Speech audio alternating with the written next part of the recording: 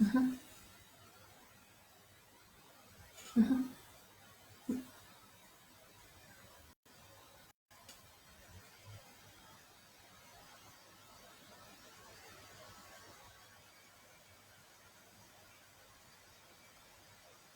ujú,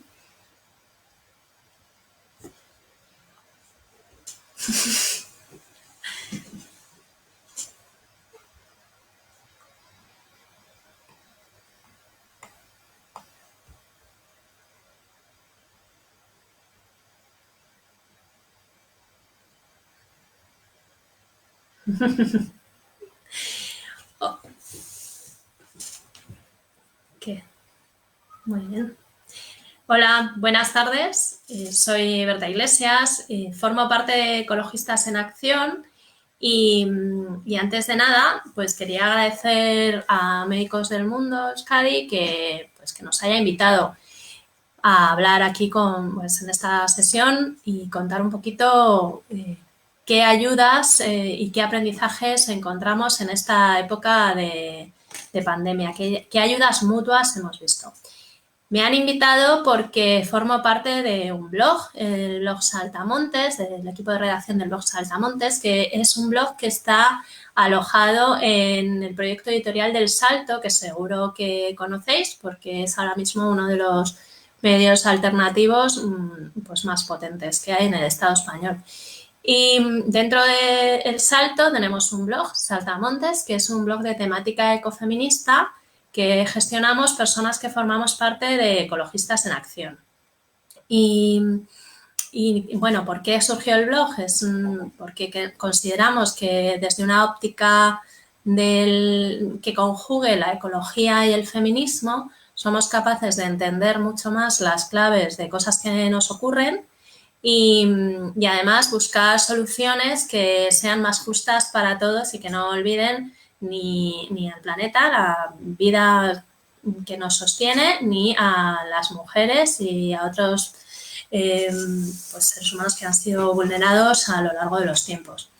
Y dentro de este blog se nos ocurrió que era importante sacar lecciones de este periodo de pandemia y lecciones en positivo, ¿no? Porque estamos todo el rato recibiendo un montón de mensajes negativos pues, que nos ponen en alerta, de peligro bueno, pues en el Consejo Editorial hablábamos sobre qué importante sería sacar todo lo bueno que también está habiendo, que está surgiendo a raíz de la pandemia para aprender de ello.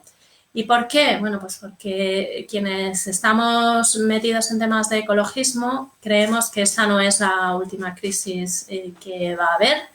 Hay un montón de crisis, como bien sabéis las personas que colaboráis con Médicos del Mundo, en muchísimas otras zonas del planeta y muchas crisis aquí también desde antes de tema social, de la gente que no tiene tanta protección como disfrutamos algunas.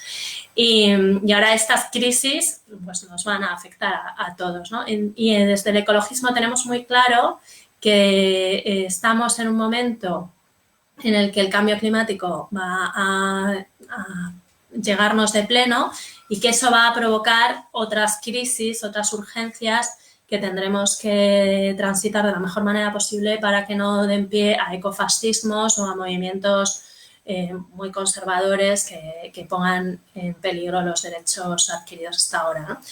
Entonces, pues hablando sobre esto, sobre que vamos a tener que abordar pronto otras crisis, no sé si pandemias o de otro tipo, pero que la emergencia ecológica está ahí y que tendremos que afrontar otros momentos muy duros, pues reflexionamos de que sería bueno aprender de esta y prepararnos para las posibles crisis siguientes para abordarlas con justicia social, ¿no? Y que no paguen siempre las mismas personas. Entonces, como es la primera de otras emergencias que vendrán, empezamos a indagar, ¿no? Y a preguntarnos qué estábamos viendo a nuestro alrededor que mereciera la pena, qué cosas habían surgido que conociéramos o que pudiéramos investigar, de las que aprender para fortalecer esto y así empoderarnos en el futuro. O sea, un poco sería la reflexión de qué cosas podemos hacer desde los movimientos sociales cuando la pandemia remita para fortalecernos y prepararnos para una justicia social más adelante, ¿no? Y esta es la pregunta, ¿no? ¿Qué se está haciendo bien? ¿Qué es lo que está surgiendo que nos parece empoderador y que nos pueda servir para aprender luego y también para modelo de la gente que ahora quiere hacer, porque estamos convencidas de que hay un montón de personas que están queriendo ayudar y que pues a lo mejor no se les ocurre cómo, ¿no? Y que si se enteran de que cerca de ellas hay una red vecinal o que hubo un colegio en otra localidad que empezó un comedor solidario, pues a lo mejor se les ocurren vías para canalizar esas ganas de ayudar que tenemos los seres humanos, ¿no? Y de ser útiles para los demás.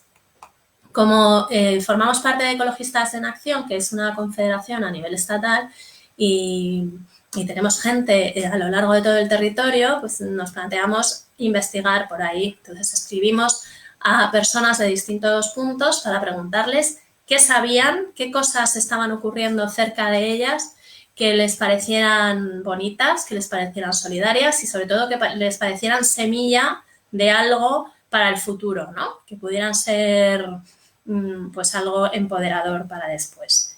Y obtuvimos un montón de respuestas, con ellas pues escribimos un artículo, pero vamos, hubiéramos podido escribir muchísimos más porque afortunadamente estas iniciativas están surgiendo en todos los rincones con mucha fuerza, aunque no se visibilicen en los medios de comunicación o si lo hacen sean solo como anécdotas, ¿no?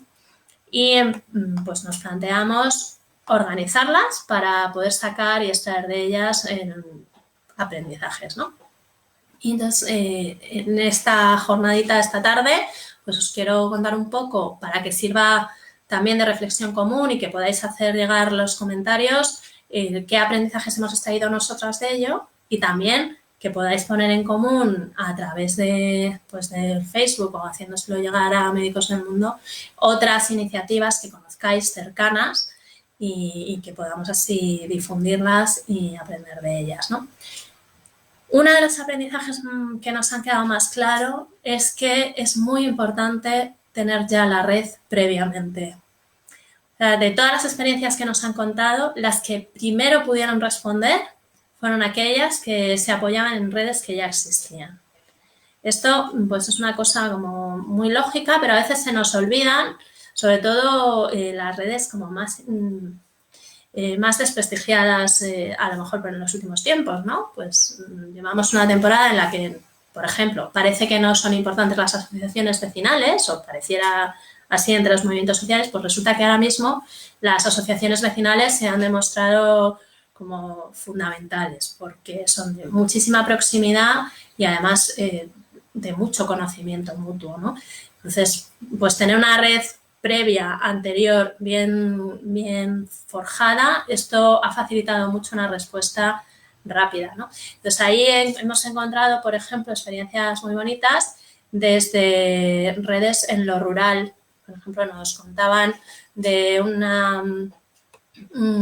una asociación en el Valle de Cabuérniga que se llama Hoy por Ti Sal y entonces ellos ya desde antes, no motivados por el confinamiento, pues ayudan a las personas más mayores que a lo mejor no pueden pues ir en coche al pueblo de al lado y les hacen la compra o apoyan en el día a día, ¿no? Y esta red, pues lo único que ha hecho ha sido fortalecer el trabajo que ya estaba haciendo y han podido dar respuesta para proteger a las personas mayores, por ejemplo, desde el primer momento. También han sido muy importantes en estos primeros tiempos la respuesta de las asociaciones de madres y padres de los colegios públicos, porque nos conste, ¿no? Nos han llegado sobre todo iniciativas de colegios públicos, pero seguro que también los hay en colegios concertados, ¿no? Y aquí, por ejemplo, tenemos en Usera, en un distrito de los más empobrecidos en Madrid Capital, pues el Colegio Público de República de Venezuela, sus madres y padres, desde el primer momento, cuando se cerraron los comedores escolares, pensaron, oh, pero si tenemos un montón de alumnas y alumnos que dependen de la beca de comedor para poder comer, entonces, ¿qué va a pasar con todas esas niñas y esos niños?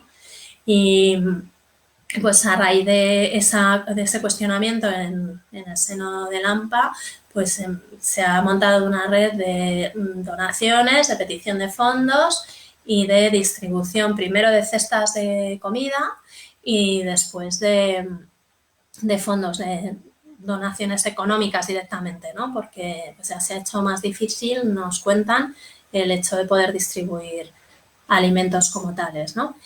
Y esto de las asociaciones de madres y padres, pues ha ocurrido en un montón de distritos de Madrid y en otro, seguro, en otras zonas de la península. Nos lo contaban de Madrid, pero vamos, seguro que hay más sitios.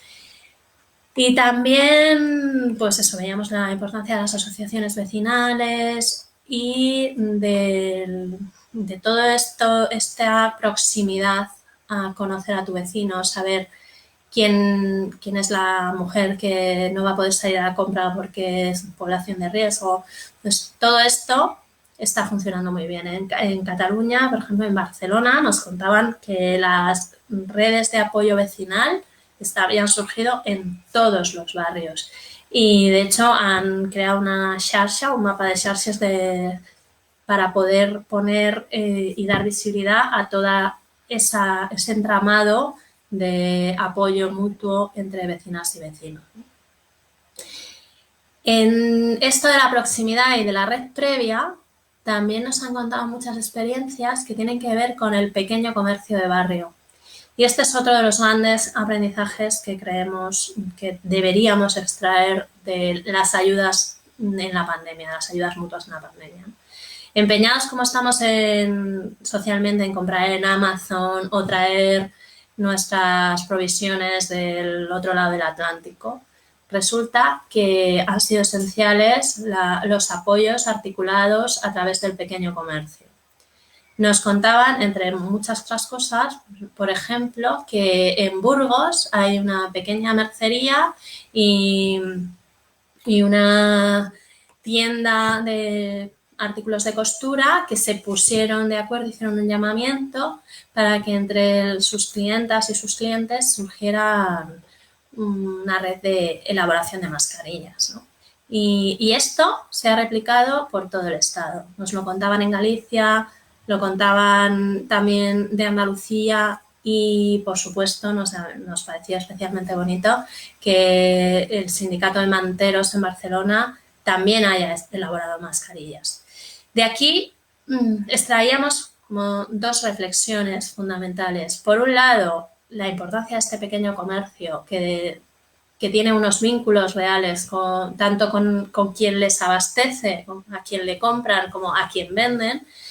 Y por otro lado, qué sociedad tan loca vivimos que de pronto nuestras mascarillas vienen de la otra punta del continente y no tenemos nadie que haga mascarillas aquí.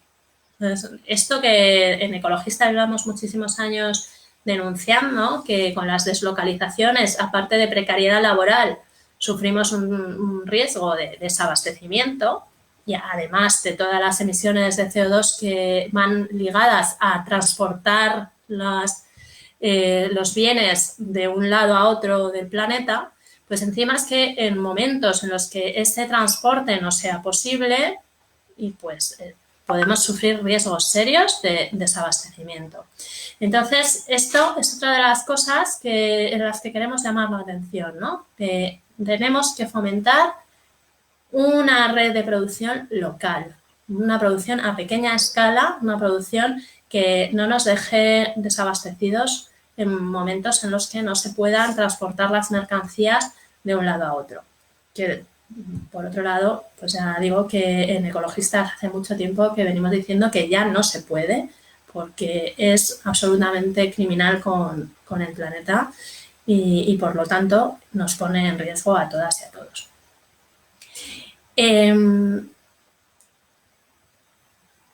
Otra de las cosas en el tema de la producción, no solo la producción de bienes, cualquiera, de otro tipo de bienes, sino también hacemos muchísimo hincapié en que es importante especialmente luchar por la soberanía alimentaria. En el momento de la pandemia se ha optado en muchos sitios, de parte de las instituciones, por favorecer las grandes superficies, que la gente hiciera la compra en los mercados, en distintas cadenas alimentarias. Y hemos visto una reacción muy fuerte en distintos puntos del Estado sobre este tema, pidiendo que se reabrieran los mercados de proximidad, intentando fomentar lo más posible una agricultura ecológica y pues favorecer al pequeño productor, ¿no? Esto es una tensión que vamos a vivir mucho porque es el tipo de producción alimentaria que debería fomentarse desde las instituciones, pero es la producción alimentaria que no tiene poder para hacer lobby, y entonces tenemos los movimientos sociales y cada una de nosotras las que tendremos que pelear para que se produzca una comida de calidad, con puestos de trabajo dignos y en las mejores condiciones posibles. Entonces, esta es otra de los pilares, ¿no?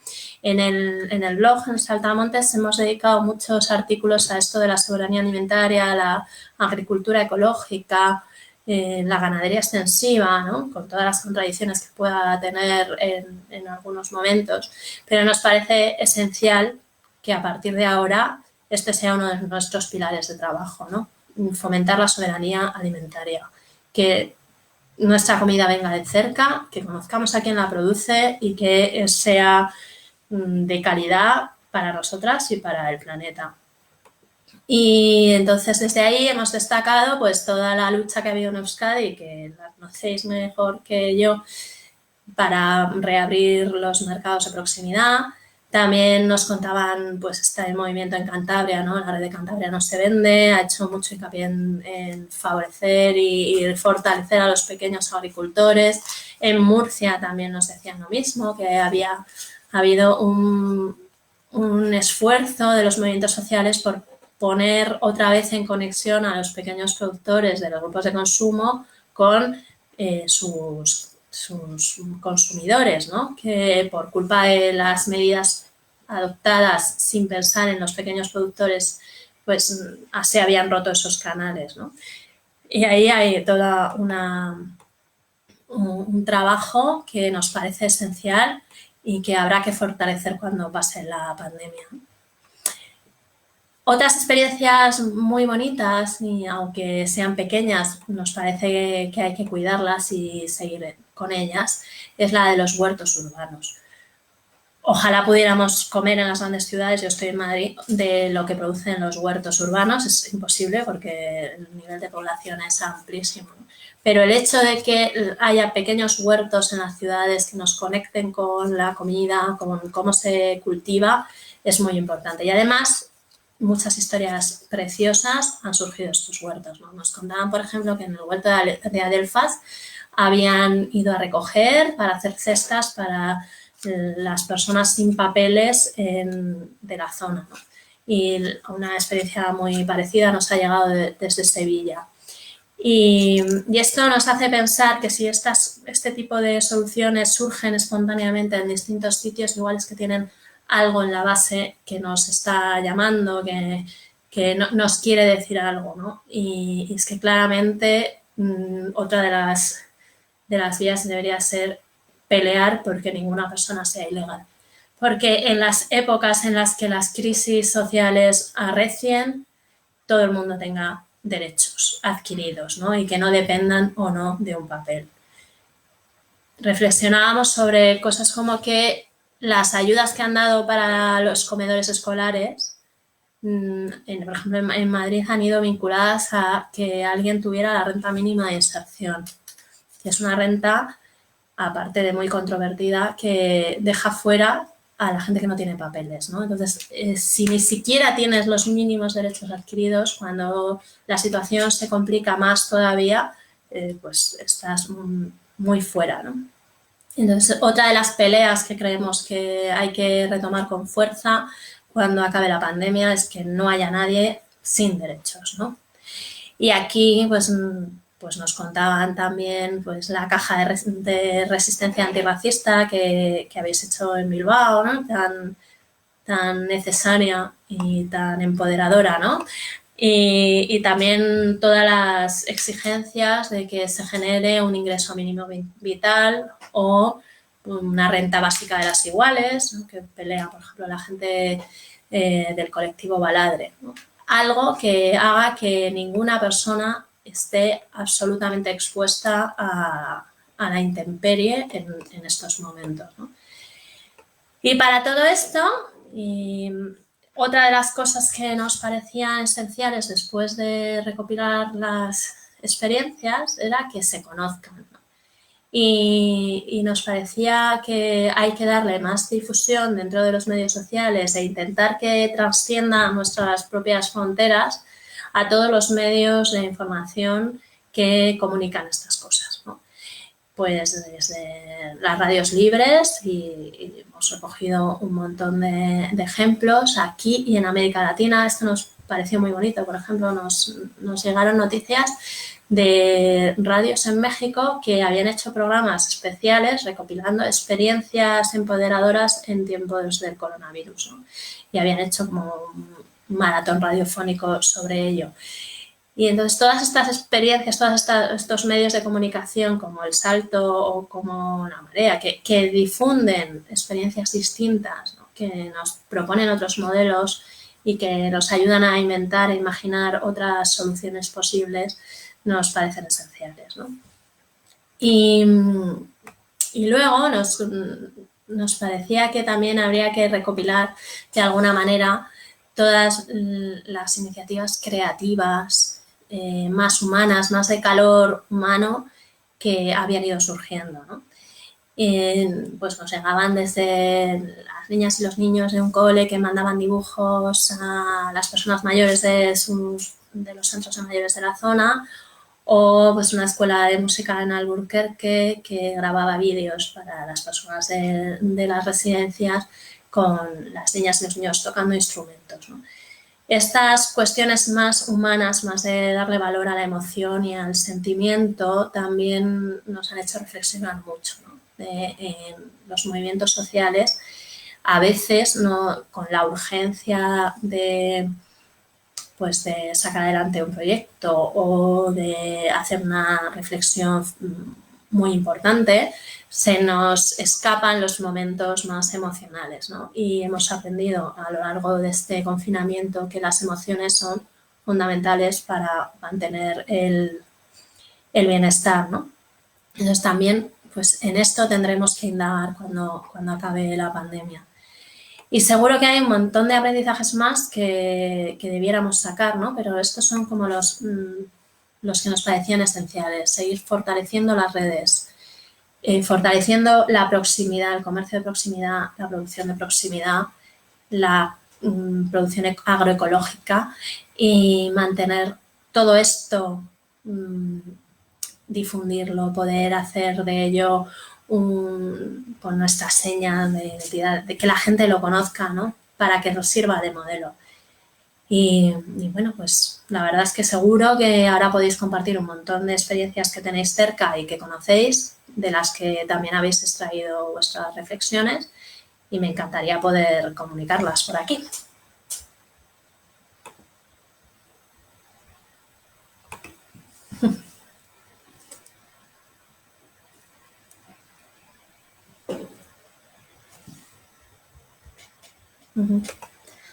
Muchos de los links de las experiencias que he mencionado los hemos puesto en comentarios y bueno, que podríais compartir otros que seguro que, bueno, que es que en todos los rincones han surgido iniciativas solidarias y hay que darlas a conocer.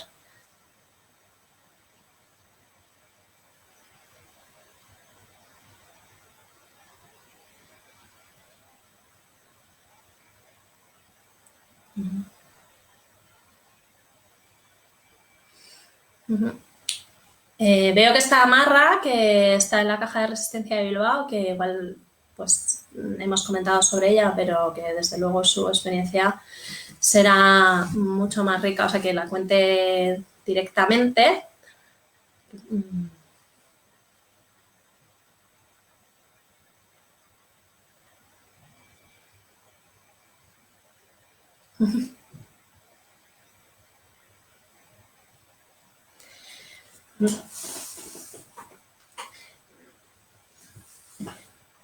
A ver, me preguntan que cuál es la iniciativa que más me gusta a mí. Bueno, a mí me gustan todas, la verdad. Como gustarme, como sugerirme, me han sugerido mucho las de los huertos urbanos puestos al servicio de la gente sin papeles de la zona. Eso me ha conmovido mucho y me ha parecido que por ahí tenemos mucho que investigar. Pero así, a nivel personal, yo participo en los comedores solidarios de las asociaciones de madres y padres de mis hijos. Y tengo una niña de 7 años que está en República de Venezuela, que es una de las experiencias que he contado, y el niño está en una escuela que en Usera también, que también tiene un comedor solidario. Entonces ahí ha habido muchísimo debate sobre cuestiones que yo creo que me llevo como militante para seguir reflexionando después, ¿no? Por ejemplo, teníamos todo el debate con las donaciones que teníamos, si comprar o no comida ecológica. Entonces, esto ha sido un debate muy, muy largo, muy rico, porque algunas de los que estamos en esas asociaciones, pues somos militantes ecologistas desde hace tiempo y, por supuesto, nos parece que lo ecológico tiene que estar al alcance de cualquiera, que no puede ser algo de cuando tienes una situación más o menos cómoda económicamente. Y nos dimos cuenta con todo este debate de que realmente todavía no lo hemos logrado como movimientos sociales, no hemos logrado que esté al alcance de cualquiera. Y pues por ahí también tendremos que trabajar.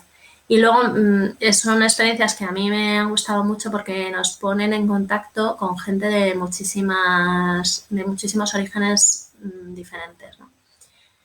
En Usera hay población de un montón de orígenes distintos que normalmente permanecen estancos pues en el día a día es así y que en este momento pues nos hemos juntado para echar una mano y también para recibir la ayuda sin atender, o sea, horizontalmente, sin atender a de dónde vienes. Hemos hecho mucho hincapié en que no somos servicios sociales, que no vamos a juzgar a nadie y que si lo necesitas, lo pides y si hay, pues se pone a disposición de quien lo haya pedido.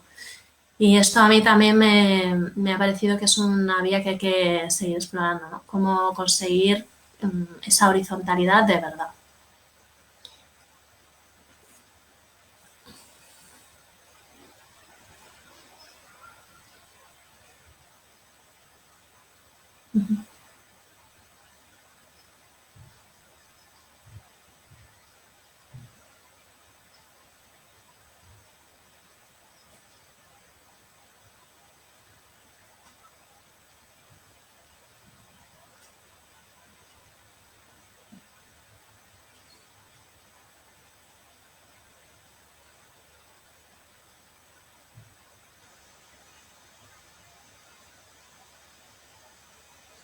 Ujú. En Bilbao Vizcaya hay un montón de redes también, ¿no? Y creo que en comentarios ahí lo van a especificar, ¿no? Porque sí que las redes vecinales están siendo muy potentes. Yo creo que esto nos puede servir para recuperar esa cercanía de la vecindad que socialmente la teníamos un poquito olvidada, ¿no? Y yo creo que se está demostrando que es quizás la primera y la que más fuerte tenemos que sostener, ¿no?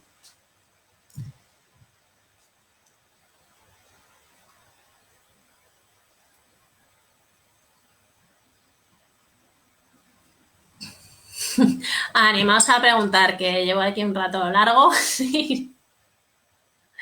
y comentar ahí en comentarios se pueden hacer acciones, contar lo que se está cociendo por vuestra zona, en vuestro pueblo.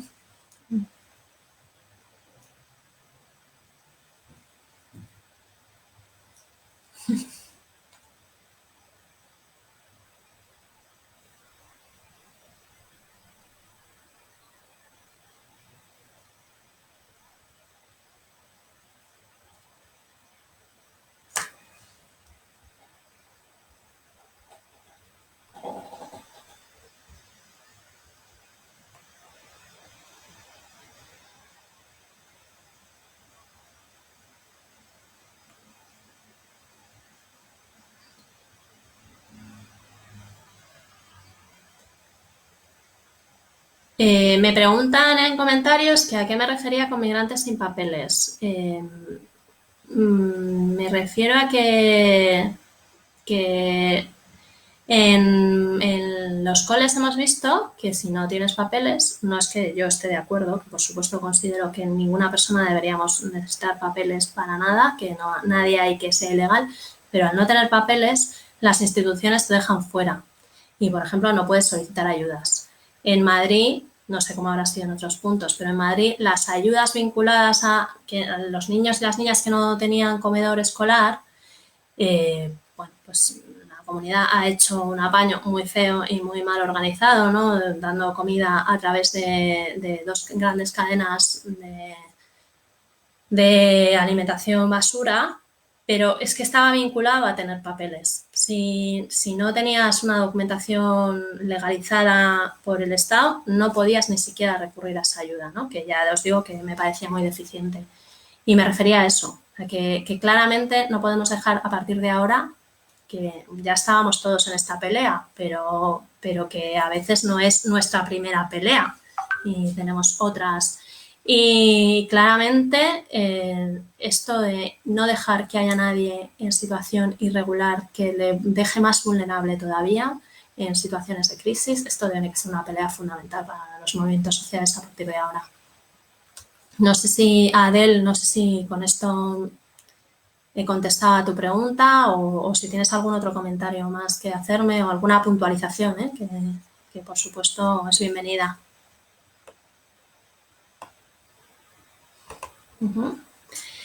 Maitane nos dice que además en el barrio de San Francisco en Bilbao ha habido, además de solidaridad, o sea, que ha habido mucha solidaridad entre una presencia policial exacerbada con mucho abuso policial.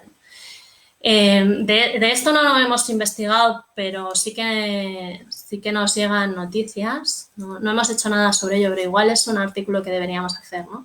¿Qué reacciones hemos tenido ante este control policial que ha surgido? Y habrá que ver cuánta gente ha normalizado esta situación de control y cuánta gente todavía vemos que eso no puede ser una situación normal y desde luego no puede estar vinculado al color de tu piel o a la religión que profeses.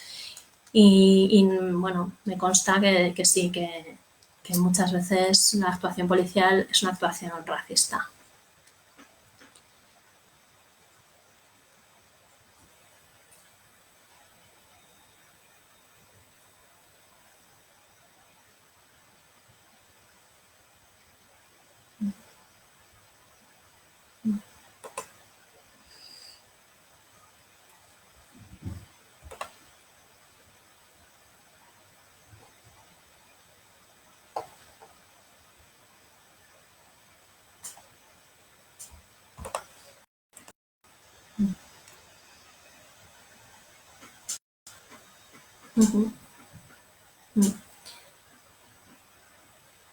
En San Fran también me dicen que hay huchas y cestas de comida solidaria.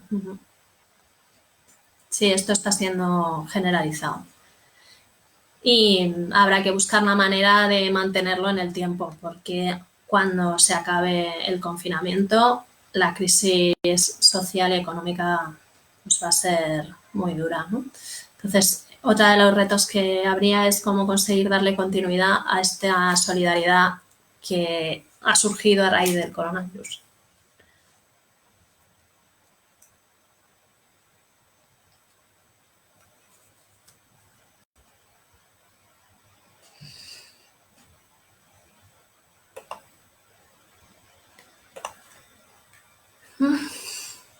Pensando en cómo hacer viable esto, ¿no? Cómo mantener las redes vecinales, pues la verdad es que ahí habrá que pensar entre todas porque es un reto muy grande. No estamos acostumbrados por la sociedad tan individualista en la que nos hemos movido en los últimos años, no estamos acostumbrados a conocer al de al lado y a mantenernos en la cercanía, nos mantenemos más por intereses en los movimientos sociales. ¿Sí?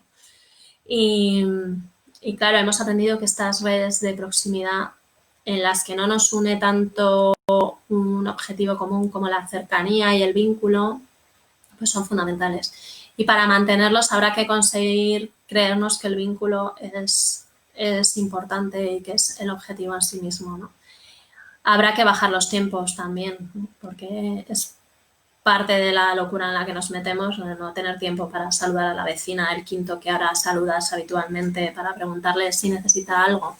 Y eso habrá que intentar pues subsanarlo y mantenerlo. Yo no tengo la clave de cómo podemos mantener estas redes después del confinamiento, pero ya digo que hay que pensar en ello y hay que ponerle ganas a que perduren, porque esta no es la última crisis que vamos a afrontar y las del cambio climático probablemente sean peores y con más pues con muchos más problemas de abastecimiento, ¿no? Entonces habrá que fortalecerlas lo más posible.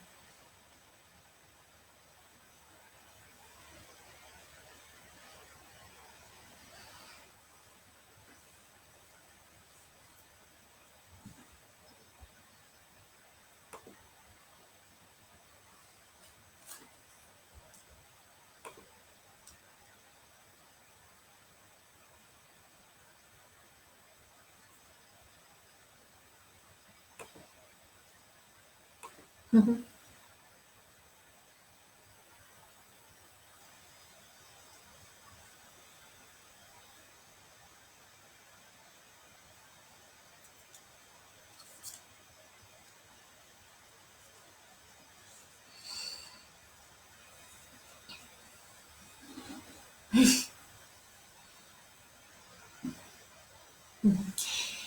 A ver, me preguntan que cómo podríamos desarrollar un poco lo de el pensamiento crítico en torno a lo climático, ¿no?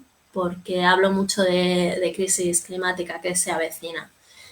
Eh, o sea, para mí es importante que tengamos la idea de que yo creo que en cierta manera con la pandemia a lo mejor lo hemos llegado a vislumbrar, que dependemos, somos todos interdependientes y dependemos muchísimo de la naturaleza, que es que sin nuestro sustento natural pues no podemos vivir.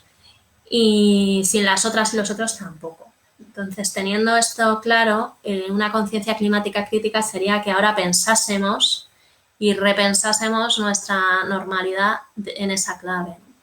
No podemos permitirnos, o no debiéramos permitirnos, que las ciudades las vuelvan a asaltar los coches, ¿no?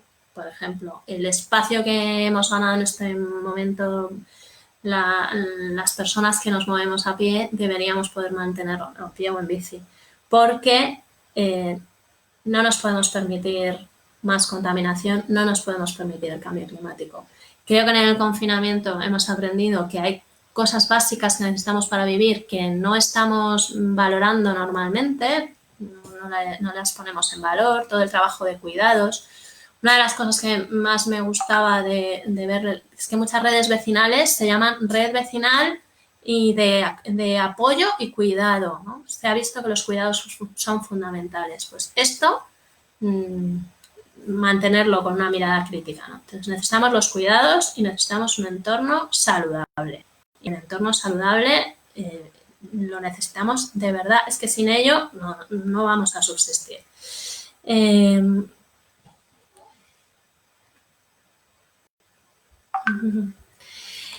Entonces, pues estaría muy bien mantener esta idea de que necesitamos el medio ambiente y sobre todo que podemos hacer los sacrificios que va a comportar el tema de volver sobre una adecuada.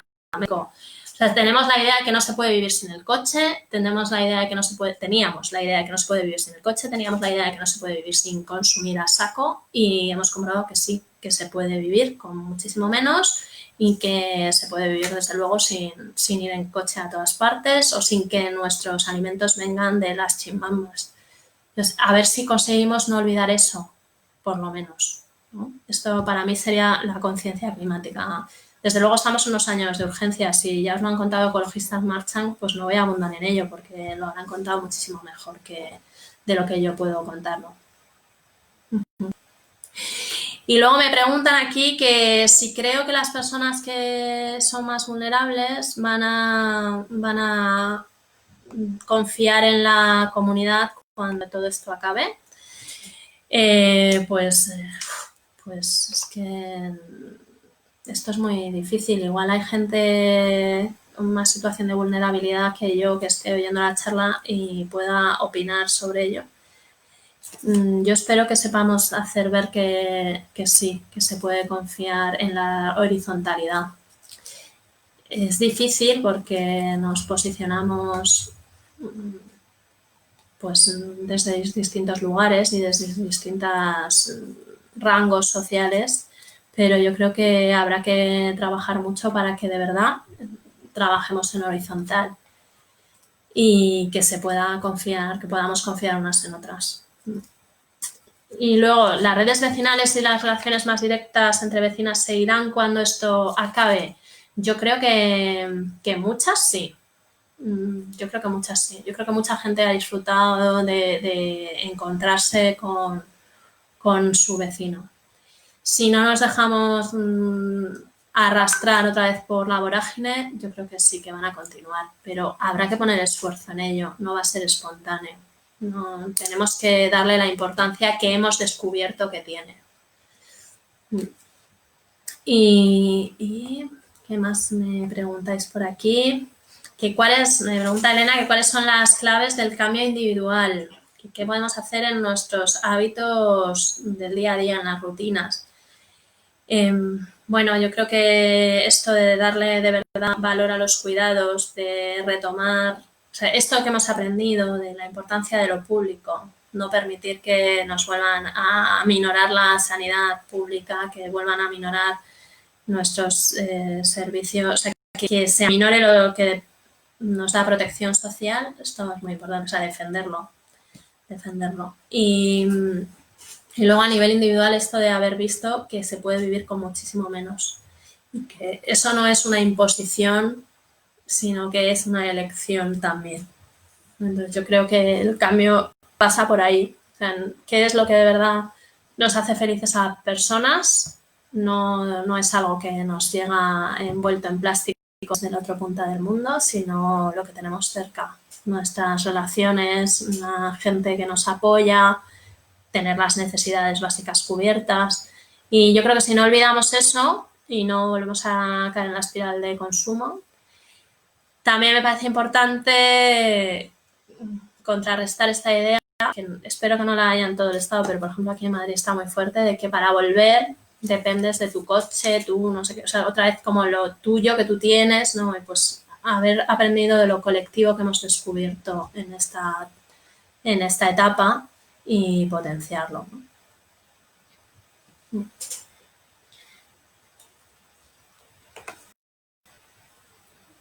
Sí, volver a lo comunitario, potenciar la comunidad a tope, potenciar las redes comunes y los bienes comunes, saber diferenciar que hay cosas que son de todas y de todos y que por tanto son las que más hay que cuidar, eso es esencial.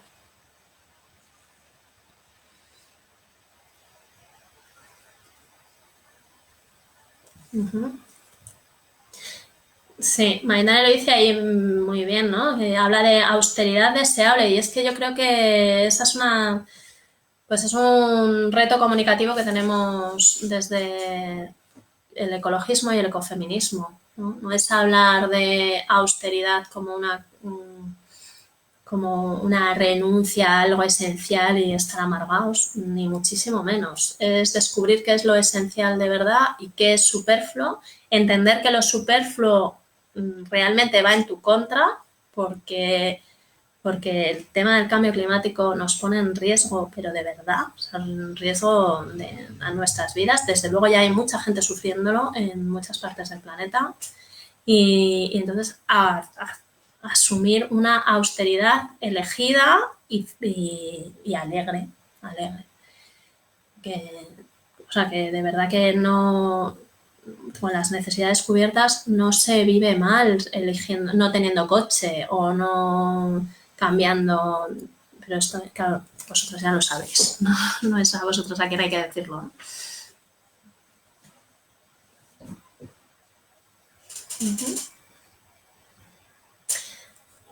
Sí, me dicen que esto es luchar contra unas enseñanzas culturales muy arraigadas, que nos dicen que quien más tiene más vale. Sí, esto es así, igual que es una sociedad muy individual, muy individualista, pero yo creo que el logro de de este resurgir de muchas iniciativas solidarias, comunitarias, que han surgido en esta pandemia, es que vemos que también se es muy feliz, se siente uno muy realizado ayudando y si además lo hacemos desde la horizontalidad y aprendemos a ser ayudadas cuando nos toca ser ayudadas, es que esto nos fortalece muchísimo más. Yo creo que es un reto comunicativo que tenemos, conseguir, pues eso, transmitir que no eres más por tener más y que no eres más feliz y sobre todo que en un momento como el que vivimos de emergencia climática, eso nos pone en riesgo, ¿no? Sin olvidar que no es solo algo individual, que también es algo estructural y que hay que luchar y pelear con lo estructural también, ¿no?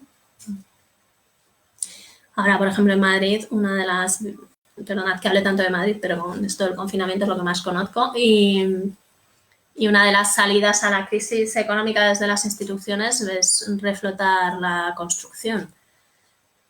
Pues no es eso lo que se necesita y hay que ser capaz de contestar, ¿no? Hay que activar otra economía que no dependa del ladrillo y de la venta de suelo.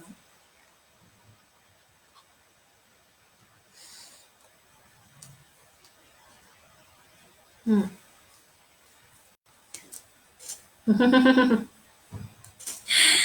Aquí vosotras que estáis, pues eso, comunicando y siempre pues intentando cambiar conciencias y modos de actuar, pues es que lo tenéis ahora, nos lleváis ventaja, ¿no? El reto de pensamientos críticos, claro que sí. Mm. Ujú. A ver.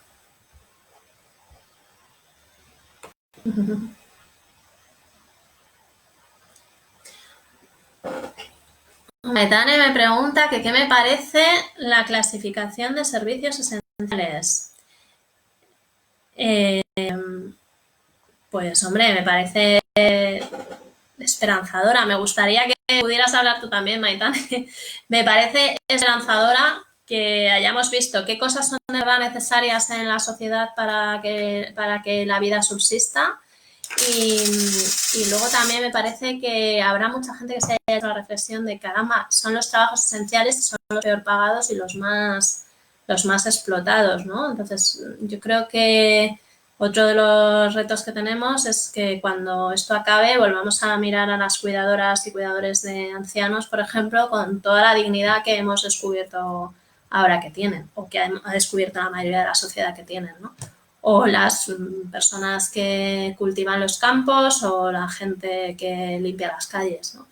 Que son los trabajos que de verdad hemos descubierto que son esenciales, ¿no? Entonces, yo no sé si vas por ahí, Maitane, ojalá pudieras hablar tú también y, y que pudieras comentar cómo lo ves tú, ¿no? Desde luego, desde el ecofeminismo llevamos mucho tiempo diciendo que está el rango social que se le da a determinadas actividades no se corresponde con lo importantes que son esas actividades para el sostenimiento de la vida.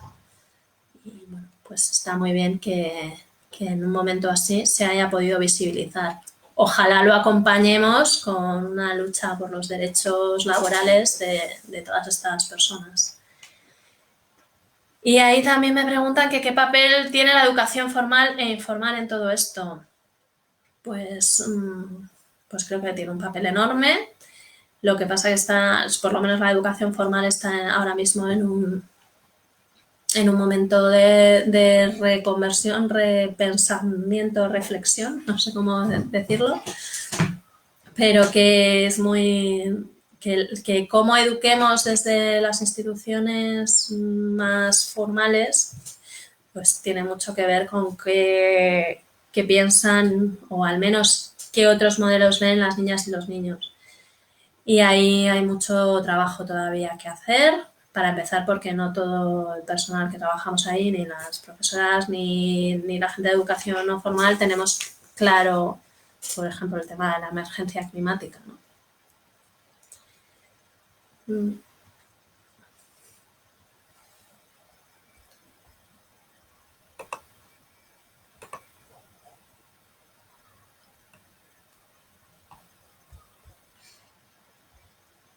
ver.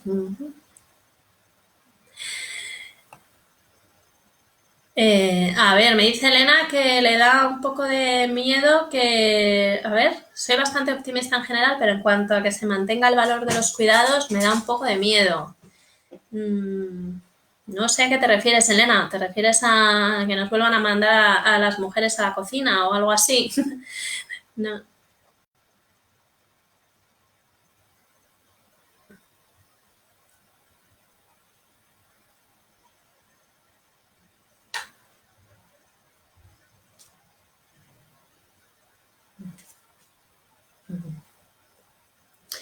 Claro, es importante ver que esto es una lucha, o sea, que que se sigan valorizando estos trabajos que se han descubierto esenciales, aunque ya lo supiéramos, pero que socialmente no se visibilizaban.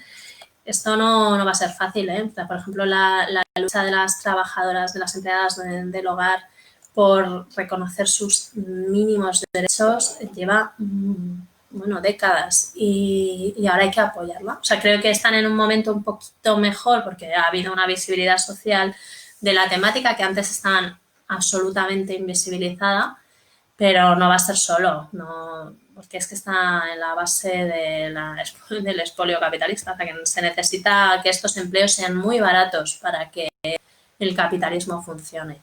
Y yo creo que la ventaja es que ahora nos hemos dado cuenta, más allá de quienes están militando en estos temas, de que son los trabajos verdaderamente importantes. Entonces creo que como que hay más sensibilidad social, pero no creo que sea fácil y que se vaya a hacer sin pelearlo.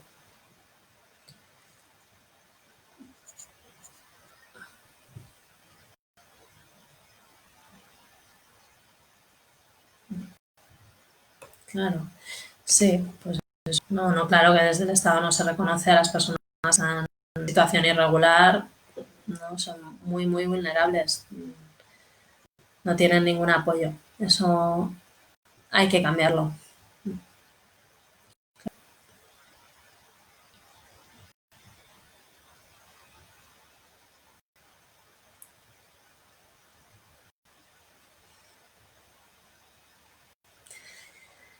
Bueno, yo creo que hemos tenido una charla ahí agradable. Seguro que podéis seguir dejando comentarios, sobre todo compartiendo otras experiencias de ayuda mutua que conozcáis, que serán muchas. Y nada, os quiero agradecer que me hayáis invitado, bueno, que hayáis invitado al blog Saltamontes, y, y que le dediquéis un tiempo todos los días y todas las semanas a esto de compartir, ¿no? Y de visibilizar. Me parece una iniciativa fabulosa y os doy mucho las gracias y la enhorabuena pues por comunicar.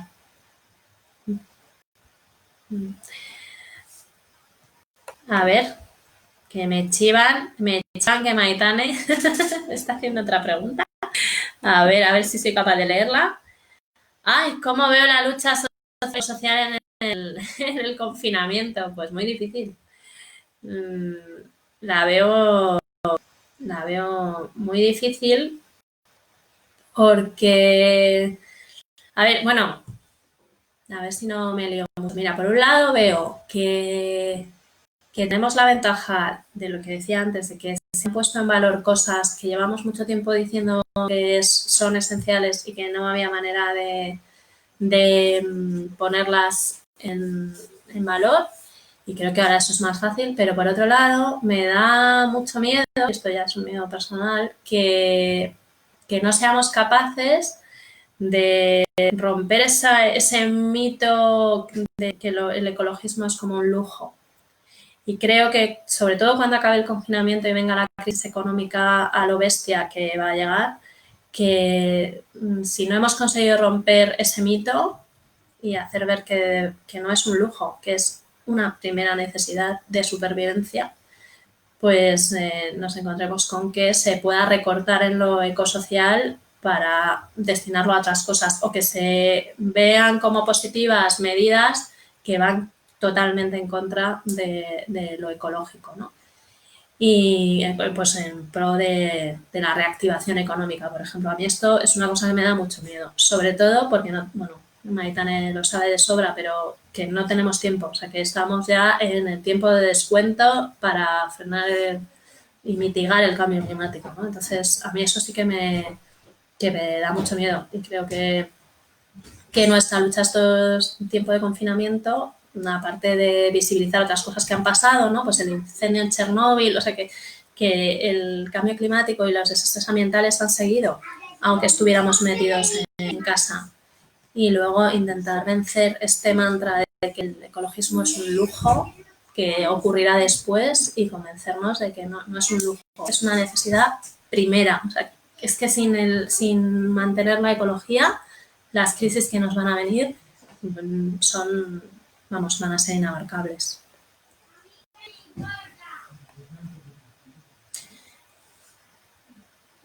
Bueno, pues muchísimas gracias, insisto, muchísimas gracias por haber invitado al blog Saltamontes y por haberme escuchado con paciencia.